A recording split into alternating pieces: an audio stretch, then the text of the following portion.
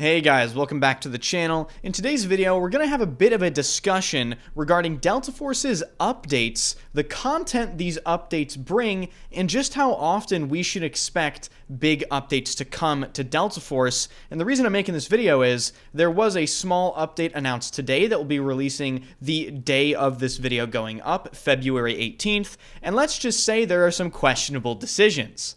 Now, these questionable decisions aren't game-breaking or anything. They're not even necessarily that bad. The thing that I want to point out in this video is the direction they're taking the game in, and some of the decisions they're making just really don't line up with what I think a lot of people would want.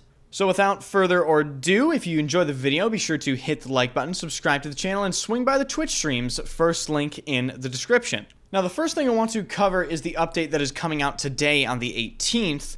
And this update just features a few questionable things that I'd like to point out. First of all, they're buffing the G18 sidearm. Okay, that was pretty much the only sidearm that I ever died to in Delta Force anyway. They're increasing its damage from 22 to 23. So it's not a big change. It's pretty much inconsequential. However, it raises the question, why are you buffing this? And then, to make matters even more confusing, they're buffing the SMG-45.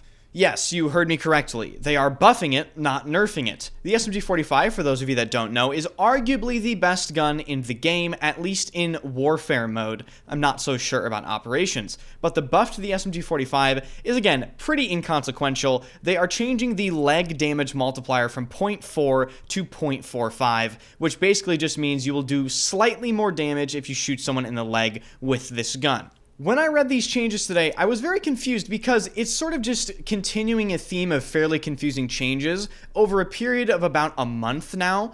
And the reason why I brought up concerns about update frequency in the beginning of the video is, if you remember, the last really big update that changed the game a lot was when Season 2 released, and that was all the way back in January around this same time. So the question and concern that I have is, are we going to have to wait for really large game-changing updates to come every single time a season releases? If that's the case, it would be about a 3-month gap between large, very game-changing updates.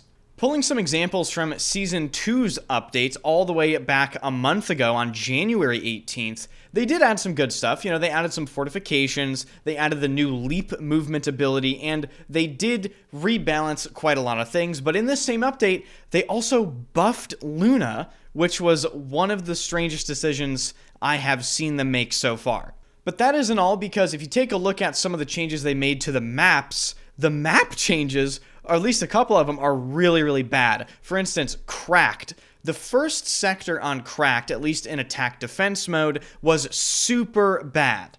The attackers have infinite high ground, and the defenders have very little room to actually play in the sector. So I was happy to see them change it.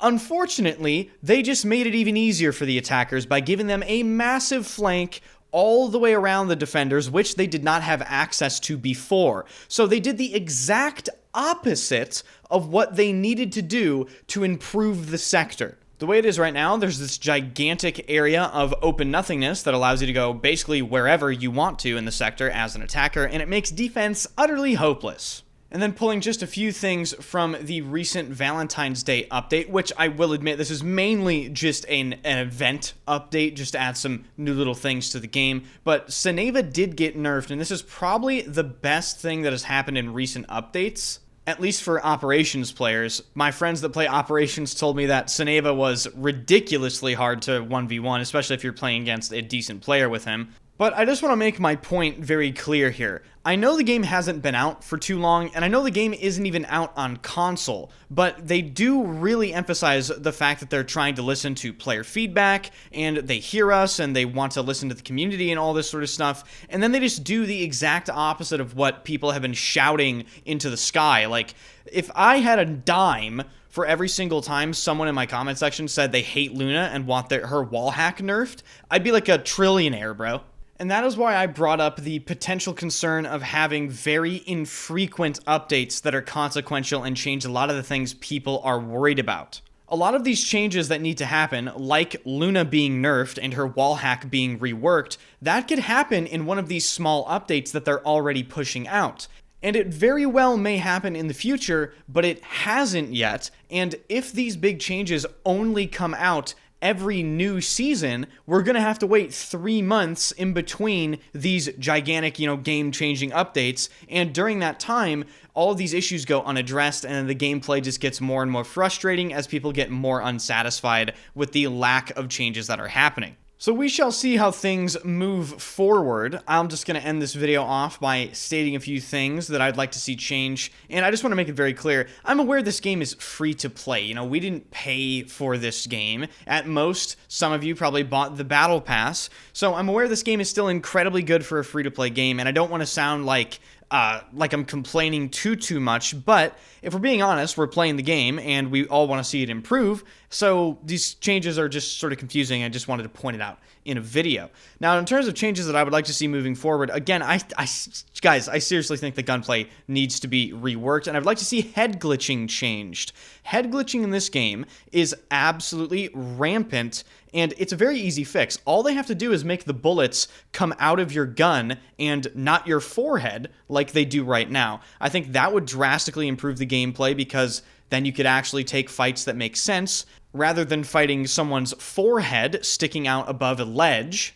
And I'm not going to go on too much about the gunplay because I've done it so much in other videos, but if they're not going to add spread, like from Battlefield 4 to the gunplay, in order to reduce the engagement distances, so we stop getting beamed by submachine guns from over 100 meters away, they should absolutely consider touching damage ranges very slightly and reducing muzzle velocity slightly. Just anything to reel in that effective engagement distance, because I think people don't realize how much of a massive difference that would make with your ability to actually rotate around the map and have it feel like Battlefield feels, right? In Battlefield, you can have a very good idea of where you can get shot from and where you can't get shot from. In Delta Force, there's a big problem with that right now.